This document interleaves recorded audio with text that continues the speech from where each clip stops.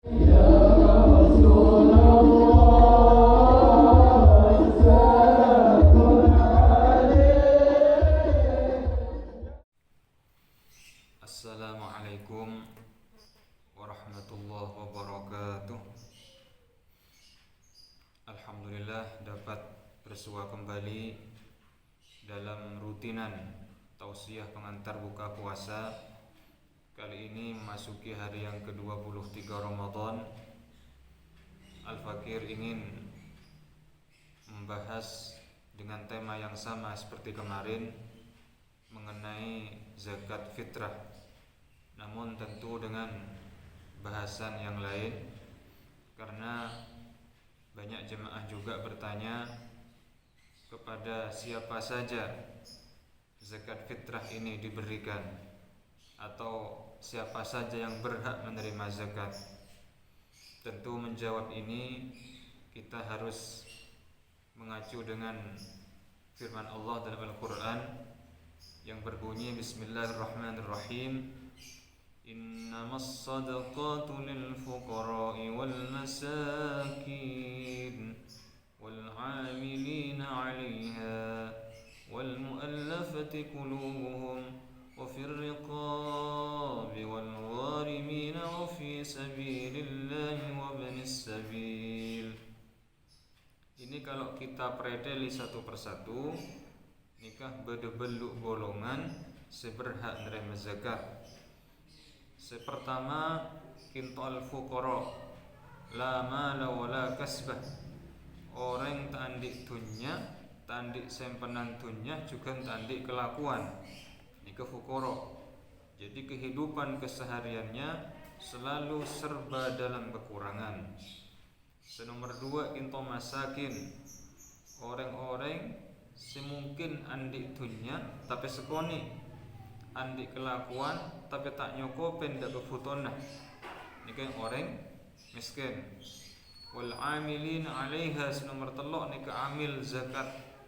Tapi kita makin sobung meneng Indonesia lagi, karena amil kan harus ditunjuk langsung oleh pemerintah. Kalau yang nunjuk ini kepala desa, apalagi kiai, ini menurut banyak ulama tidak cukup kriteria untuk jadi amil. Mana badai masjid, di sekolahan, di pondok atau di kantor-kantor lembaga pemerintah bedah amil zakat, itu bani amil. Anggap saja itu adalah panitia, wakil kita untuk menerima dan menyalurkan zakat. Ketika selebih pas mungkin bani amil tapi panitia zakat. Dah berikutnya adalah wal mu'allafati qulubuhum. Ini orang mu'allaf. Jadi orang kabit masuk Islam, agar hatinya semakin kuat, semakin mantap akan kebenaran Islam, maka dia berhak menerima zakat. Jadi sebagai sosial ke masyarakat ini kembali semakin nyambung kelaban orang-orang Islam lainnya. Ini boleh mu'allaf nikah menerima zakat.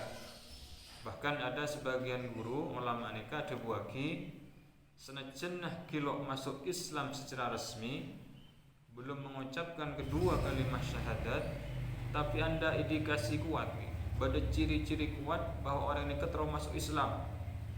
Semisal buktinya sering ikut pengajian, sering baca-baca buku Islam, sering ikut orang-orang Islam dalam kegiatan keislaman, maka orang ini walaupun kilo masuk Islam secara resmi dengan kedua kalimat syahadat, tapi indikasi kuat akan kecintaannya kepada Islam, ini juga boleh menerima zakat, masuk kategori mu'allaf wal mu'allafati qulubuhum. Lalu berikutnya adalah wafir riqab. Saya riqab itu budak, budak. Tapi lagi-lagi sekarang nggak ada budak, apalagi di Indonesia. Kenapa budak mak oleh menerima zakat? Karena budak ni dimindeng zaman jahiliyah sebelum Nabi diutus. Ni mirip-mirip, hampir sama budak ni pada ben hewan, padahal manusia. Jadi bisa dijual belikan, bisa digadaikan, bisa ditukar. Masya Allah, ini manusia. Lalu Nabi diutus, sedikit demi sedikit perbudakan nikah akan dihanguskan oleh Rasulullah dengan cara sedikit demi sedikit. Termasuk dalam zakat fitrah pun budak boleh menerima zakat supaya abang ni kandik dunia bisa membebaskan diri dari majikannya. Bahkan salah satu guru juga mengatakan kepada Kiai Dubwaki, senajan bani budak misal pada orang suka rela, orang ikhlas biasa kalau aku nak bantu budak, membebaskan budak dari majikannya, ni ke orang ni ke oleh parengin zakat fitrah sekalipun bukan budak. Kenapa demikian? Supaya dia semakin banyak membebaskan budak di mana-mana, dan nikah boleh menerima zakat. Nah, berikutnya adalah wal gharimin. Gharimin kinto orang sebanyak tengah. Tapi sekali lagi Al-Fakir menyampaikan lafaz gharim dalam Al-Qur'an itu tidak memakai dain yang maknanya sama-sama hutang, tapi beda. Gharim yang berhak menerima zakat adalah orang yang banyak hutang karena kebagusan. Contoh, misalnya orang andik pot terbanyak pada saat kuliah, pada semondok, lalu biayanya kurang. Akhirnya yang sepo autang, belum lagi di rumahnya istri dan anaknya yang lain butuh keperluan lain. Akhirnya orang obeng autang, tahu-tahu autang banyak. Nah, orang yang sekali menikah oleh menerima zakat. Tapi mana bi gharim ni ketangkui kebagusan ni kebenar gharimnya menetapkan kedain. Jadi contoh misalnya berorang banyak tengah gara-gara pemborosan. Gara-gara pemborosan, bang sekoni mulai mobil mewah, akhir ngeredit. Bang sekoni abang mencompok saya, akhir autang pemborosan. Compong teernah mewah, perabotannya mewah, padahal autang kangkui pemborosan. Once kondeng cerlau kan kedunyan. Apalagi misal berorang banyak utang gara-gara maksiat. Misalnya abangun klub malam, kangkui perjudian, utang lalu bangkrut, akhir banyak utang. Ini tentu bukan masuk gharim. Orang yang semacam ini tidak berhak menerima zakat sekalipun banyak hutangnya. Nah, yang terakhir, yang ketujuh adalah fi sabilillah. Nikah sabila nikah 4 mazhab sepakat para jemaah mazhab Syafi'i, Hanafi, Hambali, Maliki sepakat bahwa sabilillah nikah khusus orang-orang yang perang di jalan Allah. Nikah juga makin pon sobung, apalagi di Indonesia alhamdulillah aman. Cuma kemarin ada salah satu alumni nikah katanya, "Manabi kiai pinter boleh punten masuk ke sabilillah." Mungkin menabi mengacu 4 mazhab tadi tidak boleh.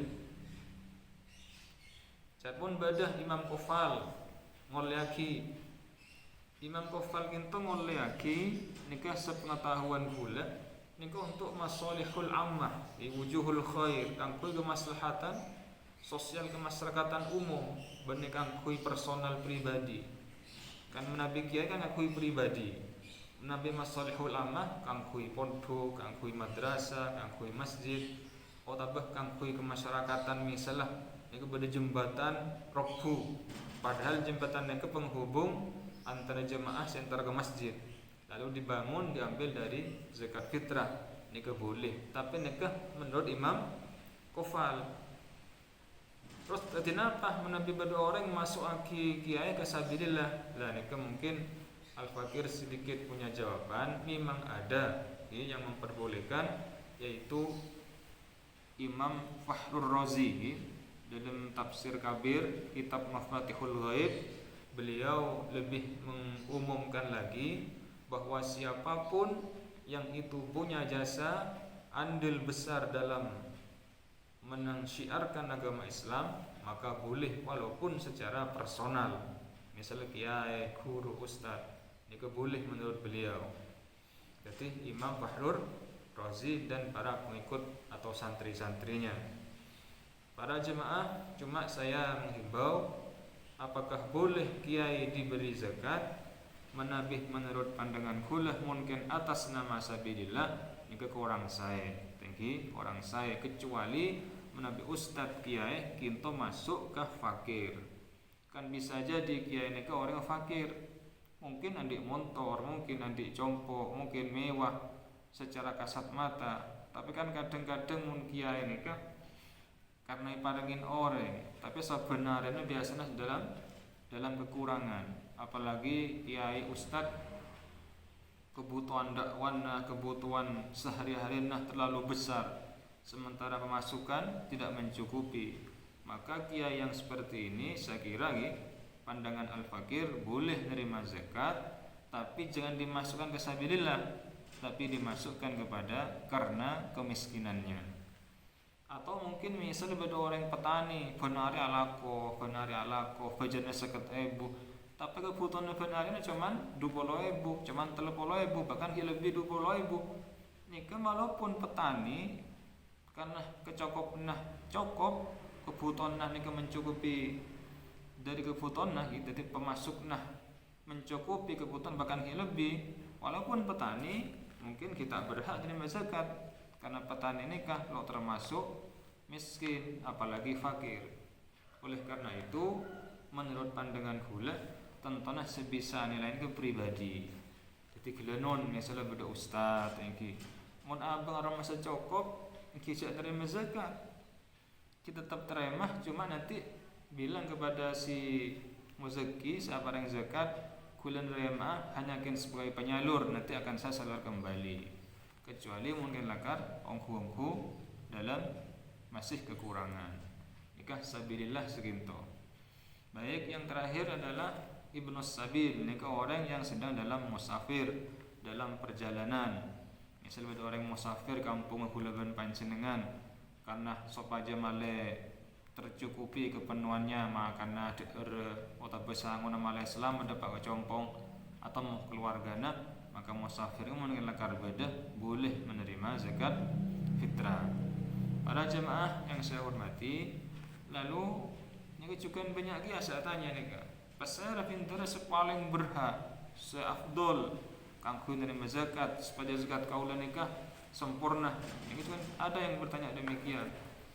Tentu kalau menurut al-fakir sepaling bagus nih kan kifukorok sarang masa. Saya rasa walaupun kiai, walaupun ustad, mungkin lakar dalam serba kekurangan, tentu sepaling bagus nikah.